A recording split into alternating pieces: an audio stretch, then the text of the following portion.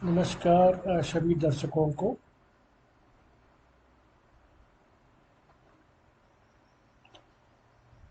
सभी दर्शकों को मेरा नमस्कार और सादर प्रणाम।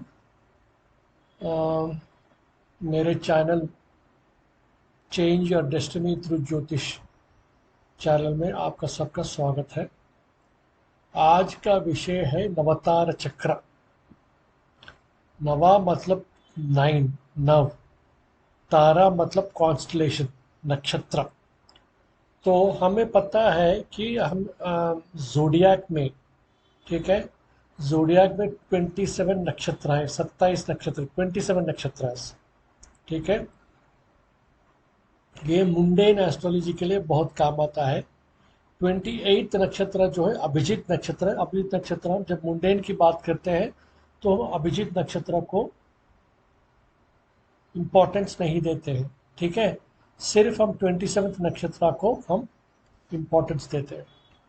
हमें पता है कि हमें पता है कि जो नक्षत्र है 27 नक्षत्र है।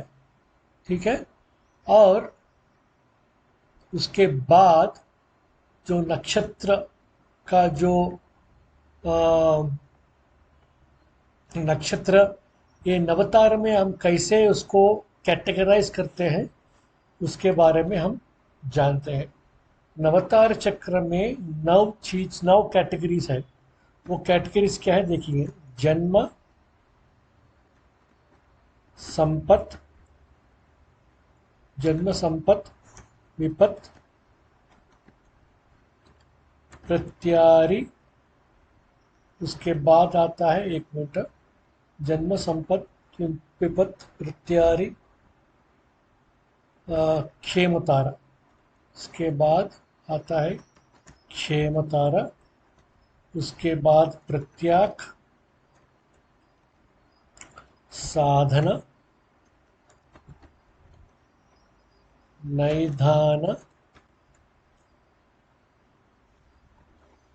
मित्र और अति मित्र। ठीक है, अति मित्र। जन्म का जन्म तारा क्या मतलब है? जब हमारा चंद्रमा, जब जब हम पैदा होते हैं, ठीक है, जब हम पैदा होते हैं, जिस नक्षत्र में चंद्रमा का गोचार हो रहा है उसको बोलते हैं जन्म तारा। तो फॉर एग्जाम्पल अगर हम देखेंगे, फॉर एग्जाम्पल अगर एक जातक मृगशिरा नक्षत्र में पैदा हुआ है तो मृगशिरा नक्षत्र का क्या, नक्षत्र क्या का जो नक्षत्र का जो स्वामी है कुछ है। ठीक है, और दूसरी बात यह है कि उस नक्षत्र स्वामी के कितने नक्षत्र हैं। ठीक है, उस स्वामी का कितने नक्षत्र हैं, मृगशिरा, चित्रा और धनिष्ठा। तो जो बंदा मृगशिरा नक्षत्र में पैदा हुआ है तो पहला जो आता है जन्म तारा में मृगशिरा, संपत तारा में उसमें आता है अश्विनी, भरणी, कृतिका, रोहिणी, मृगशिरा, आरिद्रा। उसके बाद आता है आरिद्रा। ठीक है, उसके बाद आता है पुनर्वसु। उसके बाद पुष्यमी, देन आश्लेषा। ठीक, आश्लेषा और मघा। और उसके बाद आता है, मघा के बाद पूर्वा फल्गुनी। ठीक, उत्तरा फल्गुनी, उत्तरा फाल्गुनी। उसके बाद आता है हस्ता। ठीक है, फिर इसके बाद आता है अश्विनी, अश्विनी, भरणी, कृतिका, रोहिणी, मृगशिरा, आर्द्रा, पुनर्वसु, पुष्टमी, आश्लेषा, मघा, पूर्व फाल्गुनी, उत्तरा फाल्गुनी, हस्ता। हस्ता के बाद आता है चित्ता, चित्ता नक्षत्र, इसको बोलते हैं चित्रा भी बोलते हैं। ठीक है, और इसके बाद आता है चित्रा के बाद, चित्रा के बाद आता है स्वाति। ठीक है, स्वाति। देन विशाखा, विशाखा। देन उसके बाद आता है विशाखा के बाद अनुराधा, ज्येष्ठा, ज्येष्ठा के बाद मूला, मूला के बाद जो आता है पूर्वाषाढ़ा। ठीक है,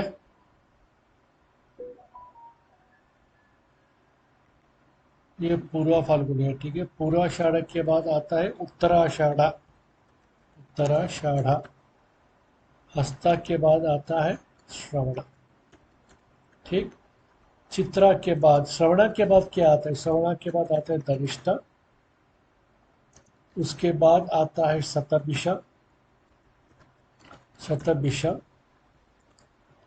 उसके बाद आता है पूर्वा भाद्रा। ठीक, पूर्वा भाद्रा के बाद उत्तरा भाद्रा।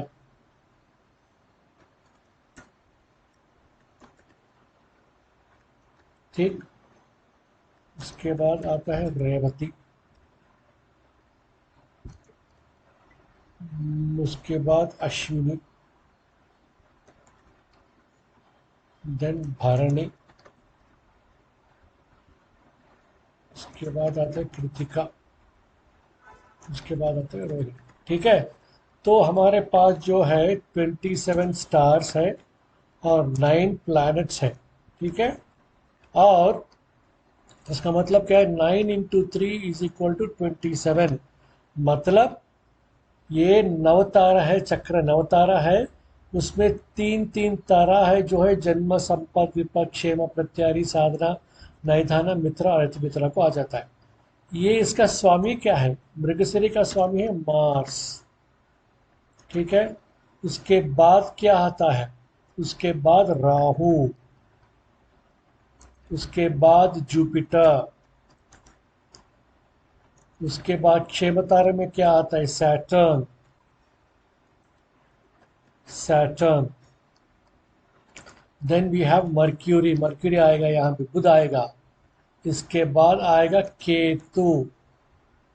ठीक है, यहाँ पे आएगा वीनस, यहाँ पे आएगा सन, और यहाँ पे आएगा मून।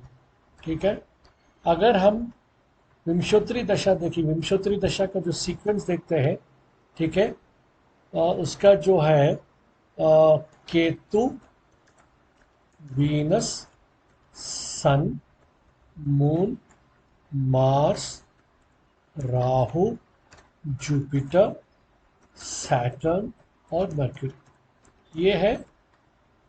ये है नव नवग्रह, उसका सीक्वेंस है।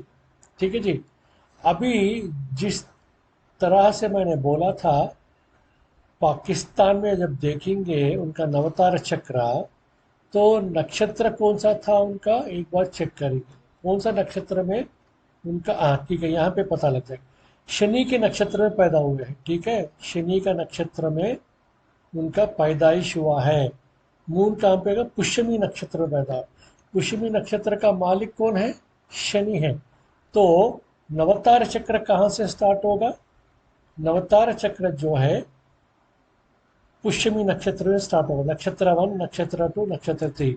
जन्म, संपत, विपत, क्षेम, प्रत्यारी, साधना, नैधान, मित्र और परम मित्र, उसको अति मित्र भी बोलते हैं। ठीक है, और पुष्यमी, आश्लेषा, मघा, पूर्व फाल्गुनी, उत्तरा फाल्गुनी, हस्ता, चित्ता, स्वाति, विशाखा। उसके बाद अनुराधा, ज्येष्ठा, मूला, पूर्वाषाढ़ा, उत्तराषाढ़ा, श्रवणा, धनिष्ठा, शतभिषा, पूर्व भद्रा, उत्तरा भाद्रा, रेवती, अश्विनी, भरणी, कृतिका, रोहिणी, मृगशिरा, आरुद्रा, पुनर्वसु, पुष्यमी।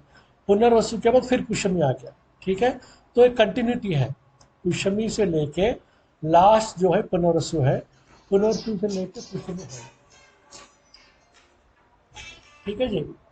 तो अभी देखेंगे कि मई 14, ये जो इनका जो मित्र तारा है, जो मित्र सॉरी संपत तारा है, कौन सा है? बुध की तारा है। ठीक है जी। सो बुध का तारा कौन सा है? मर्क्यूरी है। आश्लेषा, ज्येष्ठा, रेवती।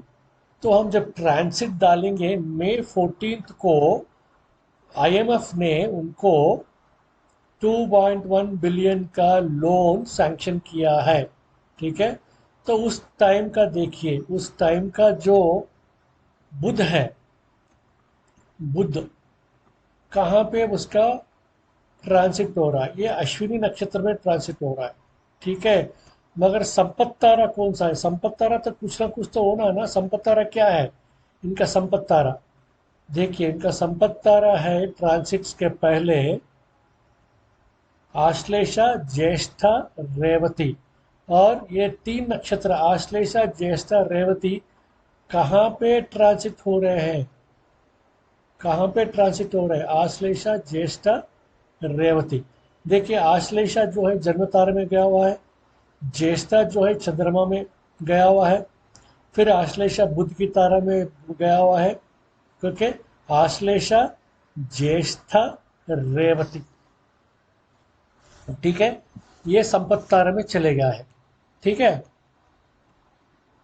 ट्रांसिट में वो दिन कब था? वो दिन था, ट्रांसिट में आप जाके देखेंगे, वो दिन कौन सा था? मई 14, वेनसडे था। देखिए नक्षत्र क्या था? ज्येष्ठा। देख लिया आपने? संपत तारा और वेनसडे दोनों करेक्ट हो गए हैं। ठीक है। चंद्रमा जो है संपत तारा में विराजमान हुआ है। संपत तारा जो है, चंद्रमा जो है संपत तारा में वो ट्रांसिट कर रहा है। ठीक है। तो वो ट्रांसिट कर रहा है। ठीक। और ये ट्रांसिट क्या दिखा रहा है यहाँ पे? ट्रांसिट क्या दिखा रहा है देखिए। हाँ, ट्रांसिट क्या दिखा रहा है? चंद्रमा फिर यहीं पे आया है। ठीक है। चंद्रमा यहीं पे, यहाँ पे आ गया है। यहाँ पे क्या आ गया? होरा लगना।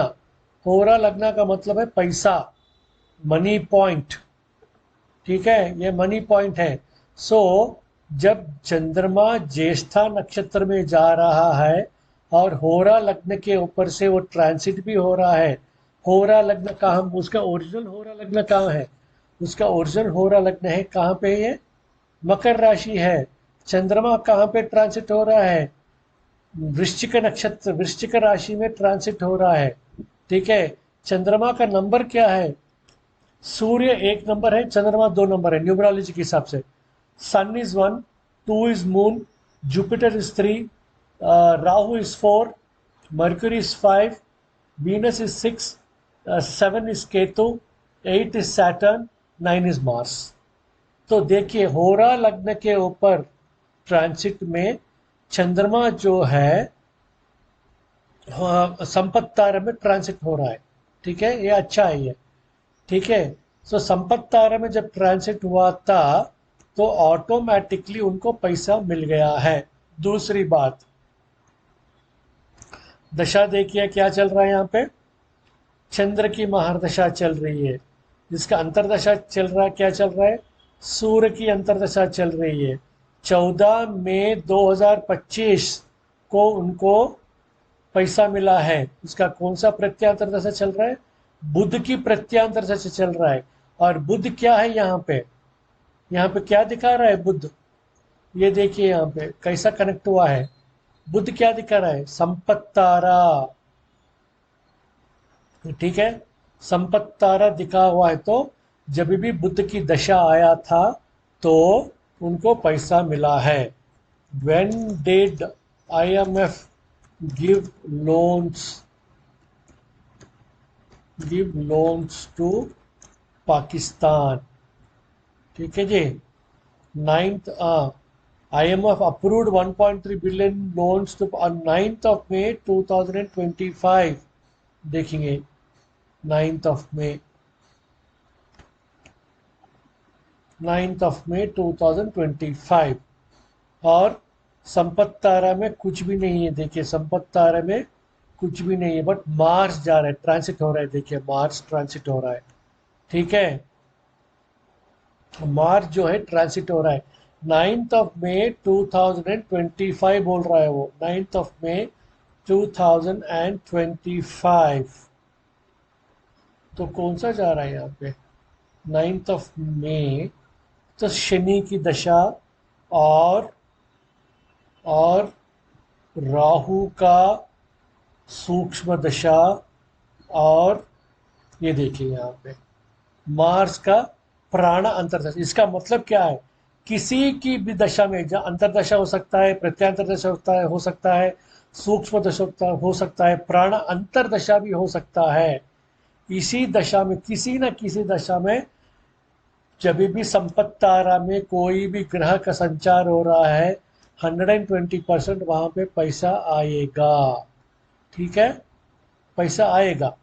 तो इस प्रकार से हम अपने जन्म कुंडली में संपत्ति तारा दे सकते हैं, गोचार में संपत्ति तारा दे सकते हैं। जब भी आपके पैसे आता है ना, वो 10 रुपए रहने दीजिए, 20 रुपए रहने दीजिए, 30 रुपए रहने दीजिए, या लाखों रुपए रहने दीजिए। देखिए कि ये किस, ये संपत्ति तारा में कौन सा ग्रह का संचार हो रहा है, 120% आपको उसमें पैसा आएगा, ठीक है। इस प्रकार से आप अपना फाइनेंशियल प्लानिंग कर सकते हो, ठीक है जी। कब इन्वेस्टमेंट करना है, कब पैसा आएगा, ये सब कुछ आप कर सकते हैं। इस प्रकार से ये नवतार चक्र हम देख सकते हैं, और इस प्रकार से हम फाइनेंशियल प्लानिंग कर सकते हैं। सुखी रहिए, संतोष रहिए। जय हिंद, जय भारत।